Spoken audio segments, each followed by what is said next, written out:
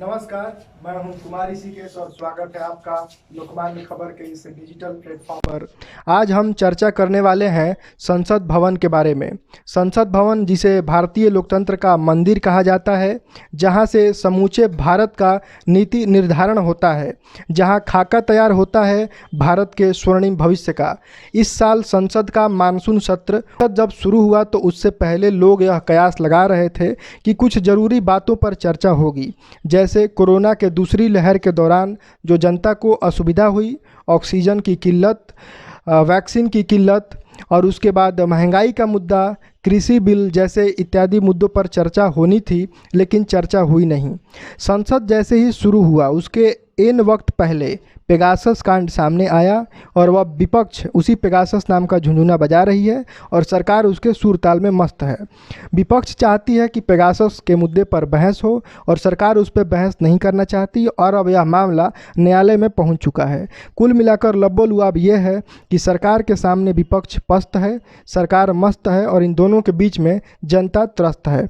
तो हम आज संसद भवन में जो चल रहा है इन मुद्दों पर राय जानेंगे और हमारे साथ जुड़े हैं साथी पत्रकार मृत्युंजय बघेल। नमस्कार। और परितोष शाही। नमस्कार। तो हम पहले मृत्युंजय बघेल जी से जानते हैं कि संसद नहीं चल रहा है, इसका जिम्मेदार कौन, पक्ष या विपक्ष? देखिए, जो भी सरकार में होता है ये एक ऐसी चीज़ है जिसमें पक्ष और विपक्ष हमाम में दोनों नंगे हैं। बात को थोड़ा सा पहले से लेते हैं। अगर देखें 90 के बाद से, 90 और जब राजीव गांधी प्रधानमंत्री थे, बोफोर्स के मुद्दे पर संसद नहीं चली। उस समय विपक्ष में भाजपा थी और लोकदल था। उसके बाद से आते हैं, पीवी नरसिम्हा राव की सरकार आई। नरसिम्हा राव की सरकार में शिबू सोरेन का मामला आया, जहां सरकार बनाने के लिए पैसे दिए गए। उस मुद्दे पर संसद बहुत समय तक नहीं चली। अटल बिहारी वाजपेयी की सरकार आती है और कारगिल में युद्ध होता है, ताबूत घोटाला होता है। इस मुद्दे पर संसद काफ़ी टाइम तक नहीं चली।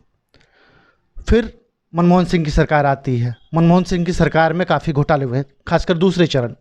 इस मुद्दे में कोलगेट, राष्ट्रमंडल घोटाला, जो भी विपक्ष में होता है उसको चर्चा अधिक से अधिक करनी चाहिए, लेकिन पक्ष में रहते हुए कुछ और बात करते हैं और विपक्ष में रहते हुए कुछ और बात करते हैं। वो मामले को लंबा खींचते हैं।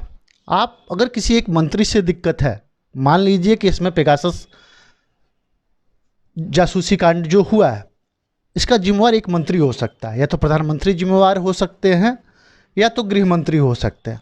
आप इन दोनों का बाइकआउट कर सकते थे। सरकार के सभी मंत्रियों का बाइकआउट करना सही नहीं होगा। पक्ष में जब रहते हैं तो ये कहते हैं कि संसद चलनी चाहिए, विपक्ष में रहते हैं तो ये अपने वादे भूल जाते हैं।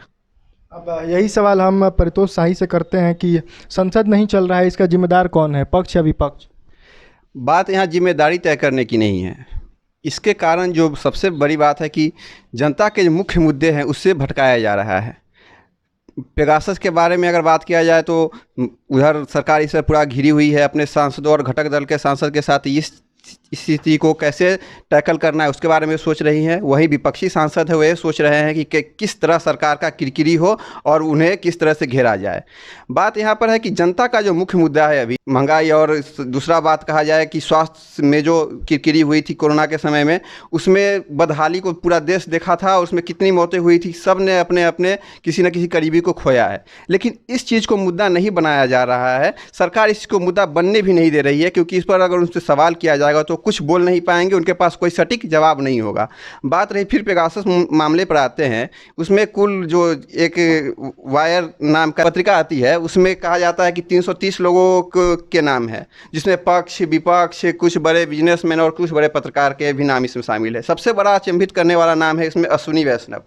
अब वो तो सरकार के मुख्यमंत्रियों में से एक है, उनका नाम भी आ गया। अब सरकार इस पर बोलेगी क्या? राहुल गांधी का कहना है कि सरकार बस मुझे इतना बता दे कि जासूसी हुई है या नहीं। राहुल गांधी भी मुख्य मुद्दे से भटक गए हैं और विपक्ष का जो मेन रोल है वो नहीं निभा पा रहे हैं। परितोष शाही ने कुछ गंभीर मुद्दे उठाए हैं, इसके बारे में आप क्या कहेंगे? देखिए, पेगासस जासूसी का पहला मुद्दा नहीं है, ना ये आखिरी मुद्दा होगा। पेगासस से पहले अगर बात करें तो आपने देखा होगा इन्होंने कहा कि रेल मंत्री का भी जासूसी हुई इस कार्यकाल में। ये पहला मुद्दा नहीं है जब किसी मंत्री की जासूसी की गई हो।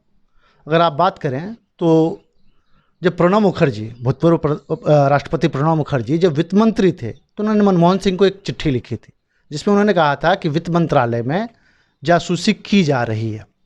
वहीं बात करें उस समय जो थल सेना अध्यक्ष थे उनके खिलाफ भी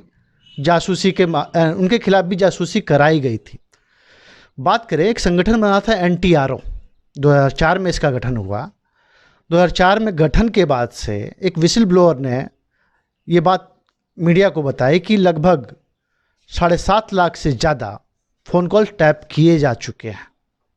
अगर औसतन देखा जाए तो 9,000 फ़ोन कॉल और 500 ईमेल NTRO डेली स्कैन करता है। बात आते हैं फिर मंत्रियों पे। भारत का पहला फ़ोन टैपिंग केस आपको याद होगा, ये रफ़ी अहमद किदवई थे जो जवाहरलाल नेहरू मंत्रिमंडल में मंत्री थे। उन्होंने आरोप लगाया था कि सरदार पटेल उनके फ़ोन की टैपिंग करवा रहा है। देखिए, भारत एक ऐसा देश है जो एक तरफ से पाकिस्तान से घिरा है, एक तरफ से चीन से घिरा है, नेपाल और भूटान के साथ हमारा खुला बॉर्डर है, आतंकवाद पीड़ित देश है हमारा। और आतंकवाद से बचने के लिए हमारी जितने भी गुप्तचर संस्थाएं हैं फ़ोन टैपिंग करती हैं। सरकारें उस नाम पे अच्छे सॉफ्टवेयर खरीदती है। ये बात अलग है कि कुछ राजनीतिक हित साधने के लिए फ़ोन टैपिंग होती है और होती रहेगी। आप इसको कैसे लेते हैं ये आपके ऊपर है। हाँ, तो यह तो बात है ही कि पहले आतंकवाद के विरोध में जो कहा जाता है कि फ़ोन टैपिंग किया जा रहा है, जो ऐसे लोग जो देशद्रोह का काम कर रहे हैं, लेकिन बाद में उसी फ़ोन टैपिंग सिस्टम का जो है सरकारें अपना हित साधने में जो अपने उसके राजनीतिक प्रतिद्वंदी रहते हैं उनका फ़ोन टैपिंग में उसका इस्तेमाल करती हैं। मुद्दे जो भी हों, लेकिन इस सब के बीच में नुकसान जनता का ही हो रहा है। पक्ष और विपक्ष के हंगामे के बीच में देश का 150 करोड़ से अधिक रुपया बर्बाद हो चुका है। जो संसद 120 घंटे 125 घंटे चलनी चाहिए थी वो मात्र 18 से 20 घंटे चली है। आप परितोष शाही ये बताइए कि और कौन कौन से मुद्दे हैं। कुछ मुद्दों के आपने नाम गिना है, लेकिन और कौन कौन से मुद्दे छूट गए हैं जिन पर विपक्ष सरकार को अच्छे से घेर सकती थी और वो मुद्दे सच में लोकहित के मुद्दे हैं। सबसे पहले बात की जाएगी वैसे मुद्दों को जो डायरेक्ट जनता के जेब पे अटैक करती है। उसमें सबसे बड़ा मुद्दा है महंगाई, जिस पर विपक्ष आराम से सरकार को घेर सकती थी और सरकार पर जवाबदेही तय करती कि जो अब भी महंगाई बढ़ रही है उस पर आपका क्या कहना है। जैसे कि अगर पहले की बात किया जाए तो गैस का दाम 100 रुपया बढ़ता था, 50 रुपया बढ़ता था, तो राजनाथ सिंह तमाम विपक्षी पार्टी के बड़े नेता जो अभी सरकार में है वो सड़क पर आ जाते थे, झुनझुना बजाते थे, क्या क्या नहीं करते थे। लेकिन आज विपक्ष पूरी तरह से बिखरा हुआ है। और दूसरा बात किया जाए स्वास्थ्य का, इस पर सरकार को हर तरह से घेरा जा सकता था। जैसे कि थोड़े दिन पहले एक रिपोर्ट आया था कि ऑक्सीजन की कमी से कोई भी मौत हुई ही नहीं है। इसमें सरकार को अगर सवाल किया जाएगा तो विपक्ष भी इसमें घिर जाएंगे। कहा है कि जहाँ पर राजस्थान हो गया, छत्तीसगढ़ हो गया, इन सब जगह पर भी वहाँ से जो कुछ महाराष्ट्र भी हो गया, वहाँ से जो रिपोर्ट आई है वहाँ पर भी कहा गया है कि एक भी ऑक्सीजन की कमी से मौतें नहीं हुई है। वहीं पर संजय राउत जो दिल्ली में बैठे थे वो कह रहे हैं कि नहीं, पूरे देश में ऑक्सीजन की कमी से मौत हुई है। तो यहाँ पर आप जो कंट्राडिक्शन देख रहे हैं कि एक तरह से महाराष्ट्र के जो सरकार के जो बड़े नेता संजय राउत वो कह रहे हैं कि ऑक्सीजन की कमी से मौतें हुई है, सरकार छिपा रही है, और दूसरी तरफ से जो सरकार वहाँ से रिपोर्ट मंगाई थी हर एक राज्य से, उसमें कहा जा रहा है कि वहाँ के स्वास्थ्य मंत्री राजेश टोपे हैं, उनका कहना है कि एक भी मौत नहीं हुई है। तो कुल मिलाकर देखा जाए तो मूर्ख बनाया जा रहा है जनता को, जिसमें कहीं कोई समझौता दोनों पार्टी मिलकर पक्ष या विपक्ष नहीं कर रही है। कृषि कानून भी एक मुद्दा है जो 1 साल से किसान धरना दे रहे हैं, और जो राहुल गांधी उनके लिए कहते थे किसानों के साथ खड़े हैं, और संसद में वो चर्चा इस बात पर नहीं कर रहे हैं। किसान बिल पर चर्चा होनी चाहिए थी कि नहीं होनी? किसान बिल पर चर्चा जरूर होनी चाहिए थी। 8 महीने से हमारे देश के किसान बैठे हुए हैं धरना पर, लेकिन विपक्ष इस पर कुछ भी नहीं कर रहा है। कभी ट्रैक्टर से रैली निकाल देते हैं, कभी साइकिल से पहुंच जाते हैं सांसद, लेकिन वो चर्चा कब करना चाहे। चर्चा होगी तभी तो कुछ निष्कर्ष निकलेगा। जी, इस सब के बीच में मैं आपको ध्यान दिला दूं कि एक सांसद ऐसी भी हैं, अमरावती से निर्दलीय सांसद, जो अभी बीते दिनों संसद में पोस्टर के साथ देखी गई थी, और उस पोस्टर के माध्यम से वो यह गुहार लगा रही थी विपक्षी सांसदों से कि कृपया संसद को चलने दे ताकि वो अपने क्षेत्र के गरीब गुरबा, किसान, मजदूर, छात्रों इत्यादि का मुद्दा उठा सकें। अगला सवाल मृत्युंजय बघेल जी से करते हैं कि ऐसा क्यों है कि विपक्ष जो है सरकार को सड़कों पर तो घेर ले रही है लेकिन संसद में घेरने में नाकाम हो जा रही है। देखिए, ऐसा लग रहा है कि राहुल गांधी और अधीर रंजन चौधरी, नेता विपक्ष लोकसभा, ये एक विपक्ष के तौर पे पूरी तरह से परिपक्व नहीं हो पाया।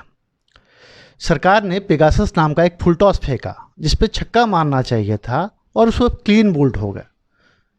पेगासस पे जांच की मांग की जा सकती थी। मांग अगर सरकार नहीं मानती तो इसको लेके कोर्ट जाया जा सकता है, जैसा वो अभी गए भी है।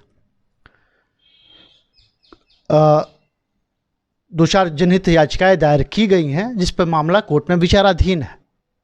सरकार अगर जांच से बचती है तो सुप्रीम कोर्ट का रास्ता आपके लिए खुला था, लेकिन विपक्ष ने अपरिपक्वता दिखाई और संसद को इस मुद्दे पर बाधित कर दिया। सरकार को एक खुला रास्ता मिल गया जिससे वो कृषि कानून पे बात करने से बच जाए, महंगाई के मुद्दे पे बच जाए, कोरोना काल में जो मौतें हुई उस पर बच जाए।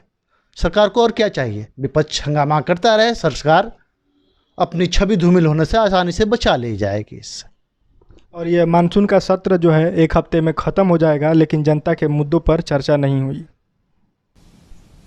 संसद अगर नहीं चली तो इसमें सारी गलती केवल विपक्ष की नहीं है, सरकार की भी है। शुरुआत में ही अगर पेगासस मुद्दे को लेकर सरकार अगर एसआईटी गठित कर देती तो शायद इतना हंगामा नहीं होता, संसद सुचारू रूप से चलता, लोकहित के मुद्दे उठाए जाते और उन पर समाधान निकलता। लेकिन सरकार इस मत में चूर है कि उसके पास पूर्ण बहुमत है, सारे विधेयक ध्वनिमत से पारित करा लिए जाएंगे और सरकार किसी भी मुद्दे पर घिरने के बजाय उससे बच निकल जाएगी। इसी तरह की समसामयिक चर्चाओं के लिए आप हमारे साथ बने रहिए, देखते रहिए लोकमान्य खबर। शुक्रिया।